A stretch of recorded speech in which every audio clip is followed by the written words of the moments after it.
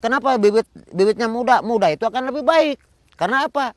Saya analisa bibit padi itu Pak, padi itu umurnya 112 hari. Ada masa anakan sampai 55 hari. Dari 55 hari sampai 70 hari disebut masa berbunga. Dari 70 hari sampai panen disebut masa primordia. Nah sedangkan masa anakan itu 50 hari. Saya pikir kalau petani konvensional di persemaian kan 1 bulan. Kalau di persemaian 1 bulan, masa anakan 55 hari berarti ada peluang anakan itu hanya 25 hari. Sedangkan dari persemaian itu penuh dengan penyiksaan. Di persemaian kan dicabut sama petani, sudah dicabut akarnya pada putus. Kedua suka diikat, saya suka melihat suka diikat. Setelah diikat dibawa ke paritan, ke pematang, dari pematang dilempar. Itu bayi, setelah dilempar ditanam terlalu dalam. Nah karena bibitnya tinggi, terus terlalu tinggi dipotong bibitnya, jadi banyak penyiksaan. Ternyata ketika setelah ditanam 10 hari sakit. Jadi 30 hari di persemaian, 10 hari sakit, jadi 40 hari. Nah sedangkan akar yang dibawa pertama itu busuk, merah. Baru tumbuh lagi akar primer setelah ada pembuatan salah satu ruas. Ruas itu satu ruas prosesnya 5 hari. Jadi untuk peluang anakan diambil 30 di persemaian, 10 hari sakit, mungkin ke dokter dulu, ke tukang ngurut dulu karena dipotong akarnya putus ketika dicabut sama petani di persemaian, terus diikat, pinggangnya sakit, mungkin ke tukang ngurut dulu, terus dipotong cari betadin dulu, itu 10 hari. Jadi 40 hari, 5 hari proses pembuatan satu ruas, 45 hari. Jadi ada peluang untuk anakan itu hanya 10 hari.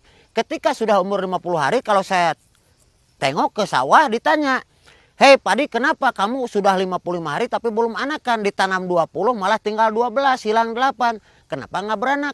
Padi itu menjawab, "Pak, boro-boro mikirin anak, badan saya juga masih sakit karena penuh dengan penyiksaan sama kamu." Nah itu artiannya Pak yang logikanya. Kalau tanam bibit muda umur 7 hari sampai 10 hari, satu mereka itu masih muda, peluang anakan sampai 55 hari itu panjang. Maka saya percaya tanam satu bisa sampai jadi 61 rumpon. Dari tanam satu bahkan bisa jadi 100. Kalau sudah 55 hari sudah dianggap ada 41 rumpon, itu udah dianggap cukup. Di KB aja pemberhentian air itu sudah di atas angin 7,5 ton, 7,5 ton itu. Kalau di bilangan satu rumpon sudah ada 61 rumpon. Sudah aja di KB itu dijamin 7,5 ton. Tapi kalau pertanian konvensional selama ini tidak beranak, cuma yang ditanam aja menjadi tinggi, berbuah. Terus berbuahnya juga tidak akan panjang malainya. Karena apa? Karena ya tadi dalam kehidupan itu penuh dengan penyiksaan, banyak apa yang disakiti gitu. Kalau pertanian sistem Sri itu tidak disakiti karena akar itu dibuat emas. Emas itu bukan emas berlian, tapi emas adalah singkatan manajemen akar sehat, tidak disakiti.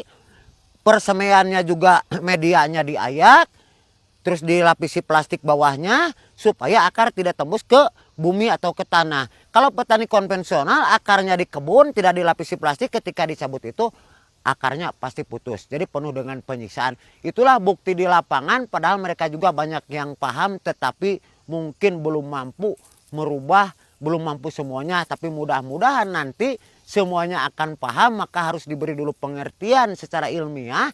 Kalau sudah paham mereka insya Allah akan melakukan. Itulah kuncinya Pak.